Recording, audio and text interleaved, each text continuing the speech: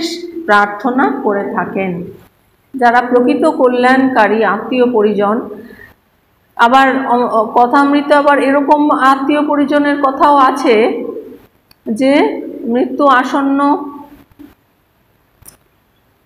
প্রদীপ জ্বলছে, গৃহকর্তা তিনি বলছেন যে প্রদীপের কলতেটা একটু কমিয়ে দিতে, বেশি তেল পড়ছে। আরে একটু পরেই মৃত্যু আসন্ন, একটু পরেই মৃত্যু হয়ে যাবে, তখন কোথায় যাবে কি হবে কোনো ঠিক নেই, তেল বেশি পড়ছে এই চিন্তা। আর তার গৃহিণী তিনি কোথায় ভগবানের চিন্তা করবেন, ভগবানের কথা স্মরণ করিয়ে দেবেন, তা না, তিনি বলছে আমার জন্য তুমি কি করে গেলে, কি রেখে গেলে। তো এইরকম হলে কিন্তু তারা কিন্তু প্রকৃত শুভাকাঙ্ক্ষী বা তারা কিন্তু প্রকৃত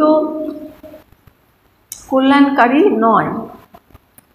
তো যারা প্রকৃত কল্যাণকারী আত্মীয় স্বজন, তারা কিন্তু মৃত্যুর সময় বিশেষ প্রার্থনা করে থাকেন যাতে তার ঊর্ধ্বগতি হয়, কল্যাণ হয়, তার যেন সেই ঈশ্বরের কথাই মনে পড়ে। এখন আমাদের ধ্যানের সময়। আমাদের কোমর, পিঠ, ঘাড় এবং মাথা সোজা থাকবে।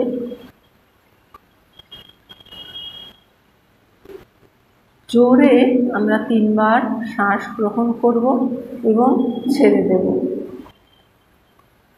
শ্বাস গ্রহণ করবার সময় আমরা ভাবব যে শুদ্ধ সাত্ত্বিক যে বিশ্বশক্তি, কসমিক এনার্জি, সেইটি আমরা গ্রহণ করছি। আর শ্বাস ছেড়ে দেওয়ার সময় আমরা ভাবব আমাদের ভেতরে যা কিছু নকারাত্মক চিন্তা, টেনশন, ফ্রাস্ট্রেশন, দুঃখ, বেদনা যা কিছু আছে সব যেন কালো ধোঁয়ার আকারে বাইরে বেরিয়ে যাচ্ছে। শ্বাস গ্রহণের সঙ্গে আমরা কিন্তু সম্পূর্ণ ফুসফুস ভর্তি করে শ্বাস গ্রহণ করব আর সেই শুদ্ধ সাত্ত্বিক ঊর্জা দিয়ে আমাদের ভেতর পরিপূর্ণ করে ফেলব। আর যা কিছু খারাপ ঊর্জা আছে সেগুলো নিঃশ্বাস বেরিয়ে যাওয়ার সঙ্গে সঙ্গে ছেড়ে দেব, এই ভাবনা সহকারে 3 বার।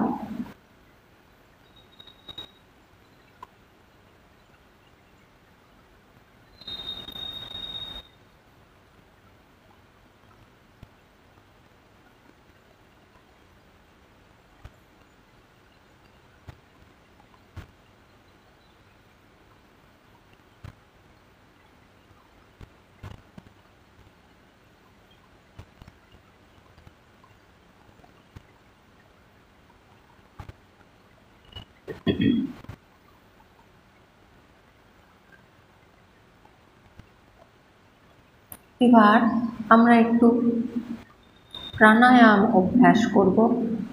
প্রাণায়াম অর্থাৎ প্রাণের আয়াম, প্রাণের ব্যায়াম, তার দ্বারা কিন্তু প্রাণ শুদ্ধ হয়।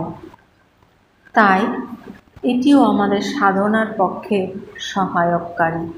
আমরা ডান হাতের বৃদ্ধাঙ্গুলি দিয়ে ডান নাসিকা চেপে বাম নাসিকা দিয়ে ধীরে ধীরে শ্বাস গ্রহণ করব, সম্পূর্ণ ফুসফুস এবং পেট ভর্তি করে, এবং কোনো রকম কুম্ভক না করে ডান হাতের মধ্যমা এবং অনামিকা দিয়ে বাম নাসিকা চেপে ধীরে ধীরে ডান নাসিকা দিয়ে শ্বাস ছেড়ে দেব। আবার ওই একই নাসিকা দিয়ে শ্বাস গ্রহণ করে অন্য নাসিকা দিয়ে ধীরে ধীরে ছেড়ে দেব। শুরু করা যাক। প্রথমে ডান হাতের বৃদ্ধাঙ্গুলি দিয়ে ডান নাসিকা চেপে বাম নাসিকা দিয়ে ধীরে ধীরে শ্বাস গ্রহণ।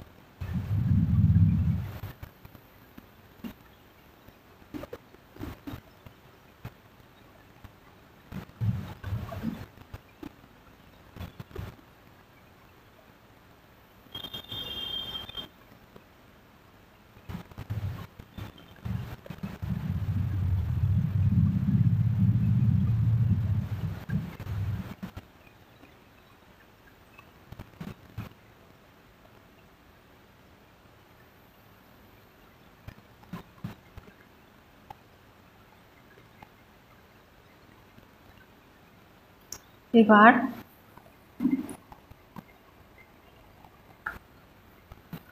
সমগ্র শরীর থেকে মনকে সরিয়ে এনে হৃদয়ের মাঝখানে স্থাপন করুন। হৃদয়ের মাঝখানে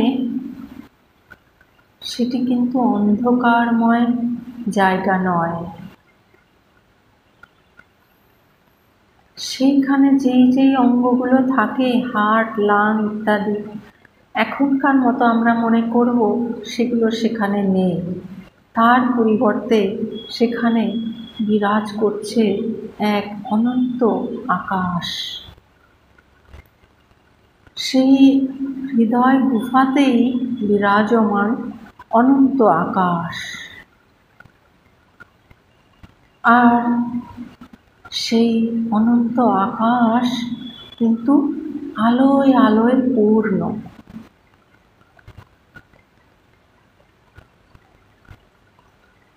সেই আলোর মাঝখানে স্বর্ণ অক্ষরে লেখা রয়েছে ওঙ্কার।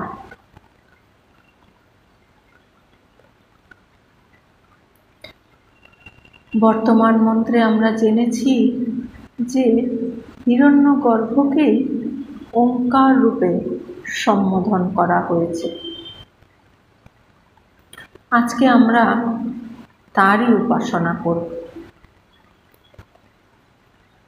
মন কিন্তু হৃদয়ের মাঝখানে আলোয় আলোয় যেখানে পরিপূর্ণ, সেই আলোর মাঝখানে যে স্বর্ণ অক্ষরে 3 ডাইমেনশনাল ওঙ্কার রয়েছে, তাতেই মন নিবিষ্ট থাকবে।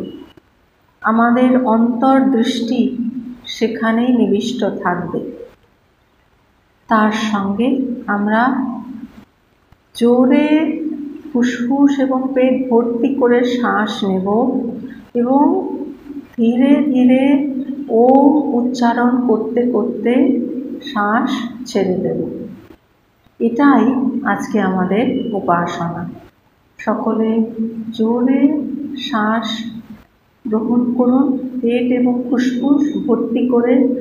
আমাদের অন্তর্দৃষ্টি নিবদ্ধ থাকবে হৃদয়স্থিত সেই স্বর্ণ অক্ষরে লেখা ওঙ্কারে।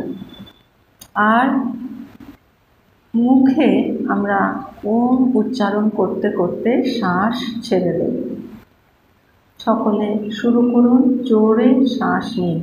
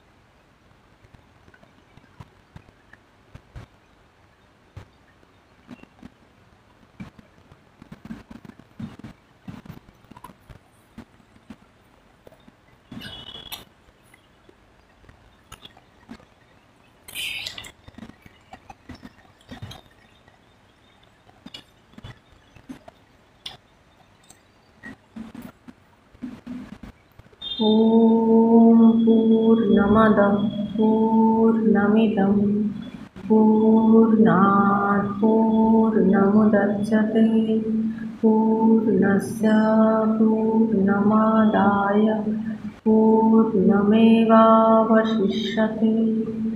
ॐ शान्ति शान्ति शान्तिः। हरिः ॐ तत्सत्। श्रीरामकृष्णार्पणमस्तु।